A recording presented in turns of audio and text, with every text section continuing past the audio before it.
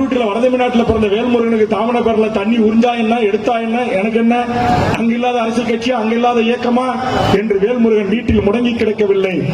என் தமிழர் நிலத்தின் கனிம வளத்தை கொள்ளையடிக்கிற எந்த கொம்பனாக இருந்தாலும், அது அமெரிக்கா நிறுவனமாக இருந்தாலும், அது உலகத்தில் மிகப்பெரிய பணக்கார பன்னாட்டு கம்பெனியாக இருந்தாலும், அது தடுத்து நிறுத்தப்பட வேண்டும் என்பதற்காக நான் போராடினேன்.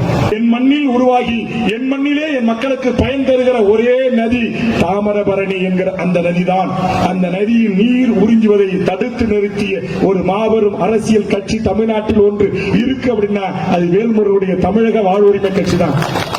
எங்க போராட்டம், எங்க ரத்தம். இன்னைக்கு கூட நியூஸ் ஒன்ல போய் தட்டிங்கனாக்க லைவ்ல பல லட்சம் பேர் பார்த்திருப்பாங்க. நியூஸ் ஒன் தொலைக்காட்சி அப்படி நேரடியா காட்டினாங்க. அந்த தனியார் நிறுவனத்துடைய கையொப்பம் பெற்றுக் கொண்ட ஒரு காவல்துறை ஆய்வாளர் முருகன் என்பவன் அங்க இருக்கிற டிஎஸ்பி, எஸ்பி, ஏஎஸ்பி, டிஐஜி, அந்த ஜோன் ஐஜி யாருடைய அனுமதி இல்லாம அந்த பிஆர்ஓ கிட்ட காசு வாங்கினதுக்கு நன்றி விசுவாசம் காட்ட வேண்டும் என்பதற்காக அவர் லட்டி சார்ஜ் பண்ணார்.